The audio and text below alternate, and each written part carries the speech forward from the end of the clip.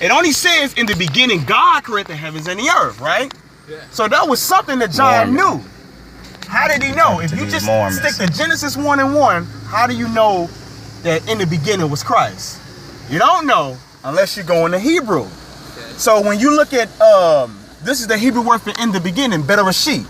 So you got bait, which means in Rashid, the beginning. But when you put all these together, it makes a story. Watch this. The word bait and rest, it forms the word bar, which means son. Right? Who's the son?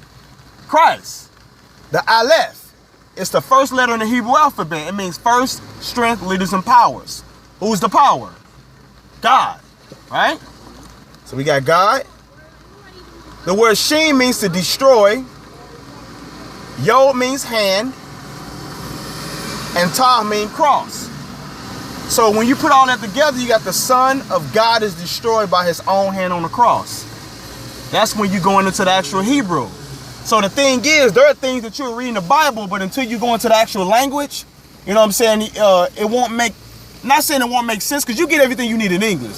But I mean, you'll get a deeper understanding by actually going into the Hebrew. Sure. But the thing is, well, most people don't know, and I'm not saying believe me, but look into this. We are the true children of Israel. If you ask our people, what's your nationality? We'll say black. Let's call it a crayon, right? Or we'll say African American. Those are two continents. But according to the prophecy, Jeremiah 17:4, the real Israelites are discontinued from their heritage.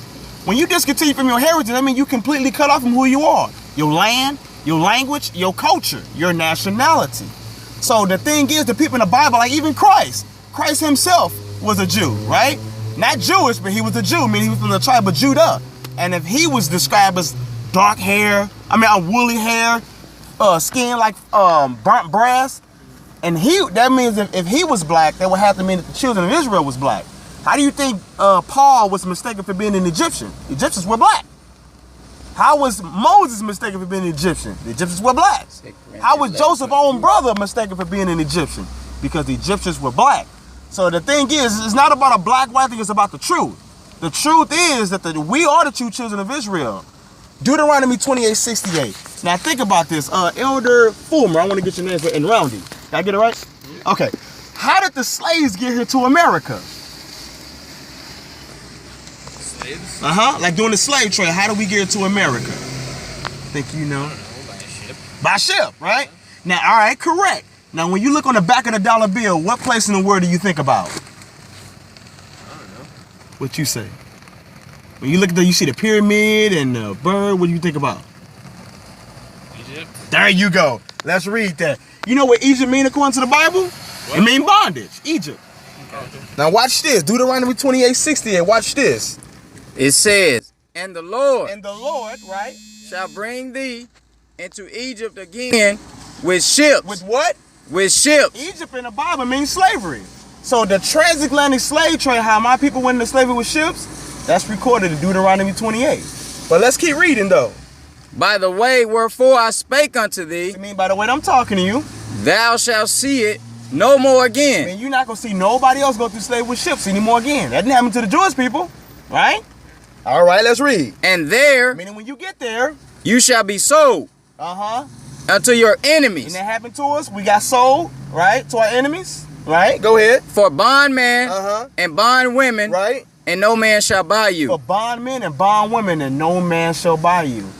You know, so the thing is, the children of Israel, we went into slavery with ships. So if you read Deuteronomy 28, you got the blessings and the curses. Earlier you talked about how about disobedience, right?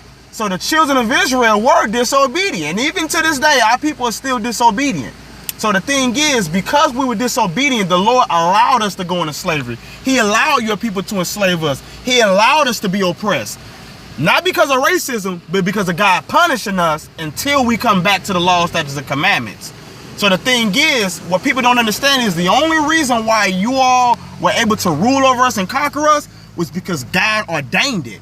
Because we sinned against him, because we are married to him. So it's important to know, what I'm getting at is the important reason for us to know that we are the true children of Israel is because by knowing we the children of Israel, and you will understand that the covenant, the contract was made with us. Even the new covenant, you read that it's made with the house of Israel and the house of Judah. So the covenant is made with us. So by y'all knowing that the covenant is made with us, you all will have to get the truth from us, as it is prophesied in the Bible, because we ought to be the light to the Gentiles.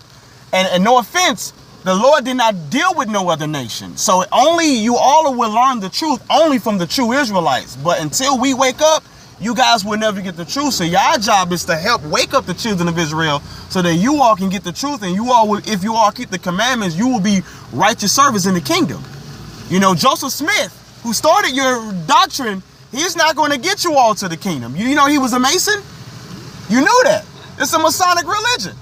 So the thing is, and so that if by you knowing that, you got to ask yourself, if you know that he was a Mason and your religion is of Masonic origins, that means if you really a follower of Christ, you got to come out of that and you got to come back to the law, statutes, the commandments. I mean, we got to break away from the holidays. You know, it's foods that we're not supposed to be eating. It's feast days that we're supposed to be keeping, like the Passover. Passover is coming up tomorrow. You know, so the thing is, the real followers of Christ in the Bible, did they do Easter or did they do the Passover? They did the Passover before Christ was here, during the time he walked the earth, and after. So you got to ask yourself, do we really follow Christ or do we follow Joseph Smith and the Mormons? I want to testify to you that I follow the Savior Jesus Christ. You mentioned that you think we believe that through Joseph Smith we can get back to heaven. That's not true. So what did Joseph Smith teach? Because he believed that the Nephites, right, were prophets, right? There were prophets among them, yeah. Absolutely. So you got to ask yourself, what nation did the Nephites come from?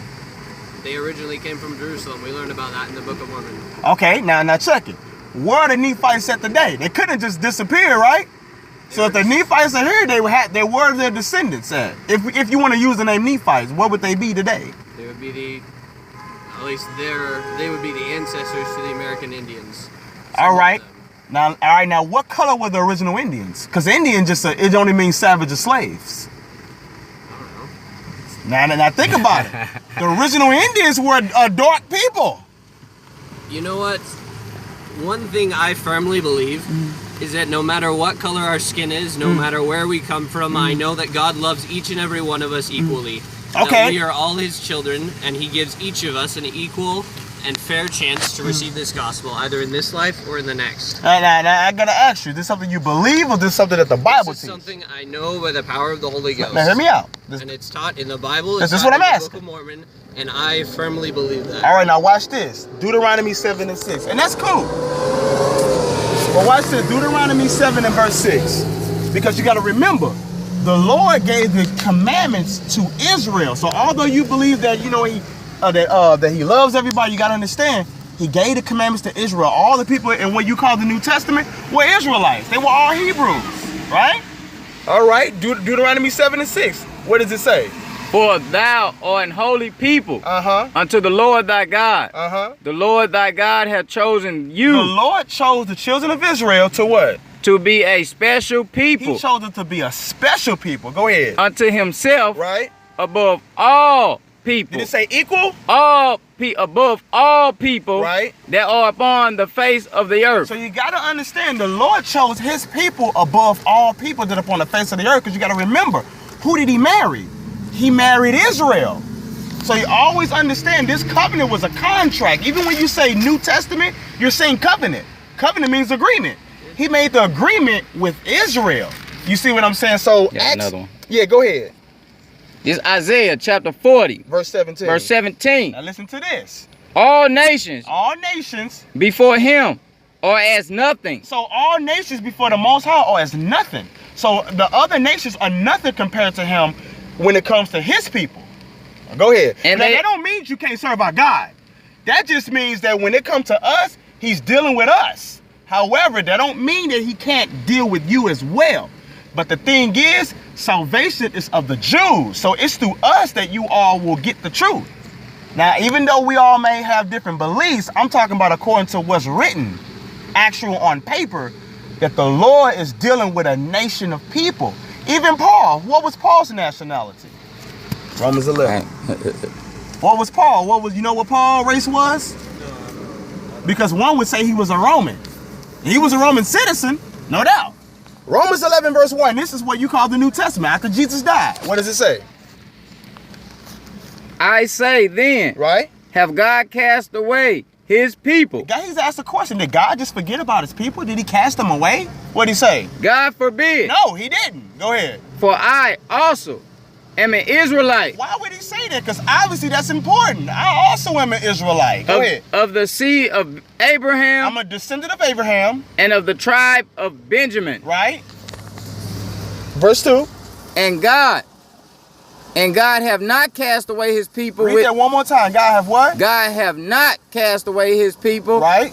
Which he foreknew. Which he what? Foreknew. That's a key word. Which he what? Foreknew. So he didn't cast away his people for which he what? Foreknew. Meaning back then. And this is after Christ died. Paul is still saying he didn't forget about his people.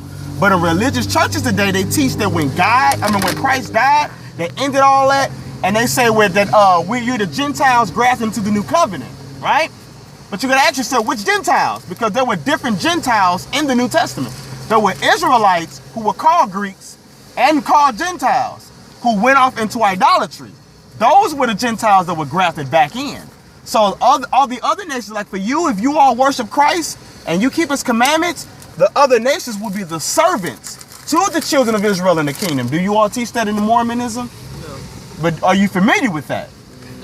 Let's future prophecy. No, granted, get it.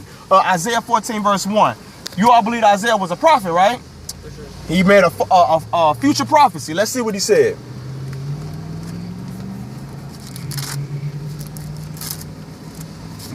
I actually had a friend of mine who we used to talk about the scriptures all the time. He was a Mormon. I think he's still his name, Elder Belknap. I don't know if you know who he is. He went back to Utah. Okay. But let's read though. For the Lord will have mercy on Jacob. So he will have mercy on Jacob. And will yet choose Israel. And set them in their own land. So there's a prophecy. We're going to go back to our homeland again. Go ahead. And the strangers. You all will be the stranger, the other nations. Go ahead. Shall be joined with them. You all will be joined with us. Go ahead. And they shall cleave to the house of Jacob. So you all will cleave to the house of Jacob. House meaning family. So you all will cleave to us. What you call Jews and Gentiles. Okay. Go ahead. And the people. Hold on. I can't even see what I meant.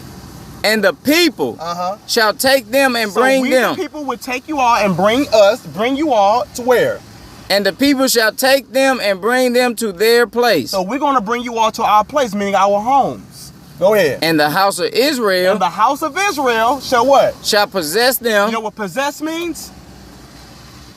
Possess, like a possession. Yeah. It means you own. It said, in the house of Israel shall what? Shall possess them. Right. In the land of the Lord. That's key. We're going to possess the other nations in where? The land of the Lord. Which will be New Jerusalem. For what? For servants. For what? Servants. You all would be what? Servants. Right. And handmaids. So you all would be our servants and our handmaids. Let's read. And they shall take them captives. We will take you all captives. You all will be going into captivity. You know what captivity mean? What does captivity mean? What captivity mean? Slavery. Absolutely. Go ahead. And they shall take them captives. Right. Whose captives they were. Wasn't we you all's captives? Right? Your people put us in captivity, right? The Bible teacher you reap what you sow. Right? All right, let's read. And they shall rule over their oppressors. Now notice earlier you said that we were equal. In the new kingdom, he said that we're going to rule over who? Their oppressors. We're going to rule over our oppressor. We're not going to be equal in any way, shape, form, or fashion. Let's read. Now here's another key verse, verse 3. And it shall come to pass. You hear that? It shall come to pass. Notice this ain't never happened yet. It shall come to pass. Go ahead. In the day that the Lord shall give thee rest from thy sorrow. The Lord is going to finally give my people rest for our sorrow because we've been stressing and going through it. Look at him. You see how we stressing and going through it? He's finally going to give us rest from our sorrow. And what else? And from the fear and from the hard bondage. And from the what? Hard bondage. Because remember, we was in slavery, right? He said from the hard what? Bondage. Right? Wherein thou was made to serve. Wasn't we made to serve in slavery and bondage? Right? One more. Isaiah 49:23. Now, this is what God said. Verse 22. And king shall... No, verse 22. Oh, your bus is here? All right, now. nice day. You too. Hey.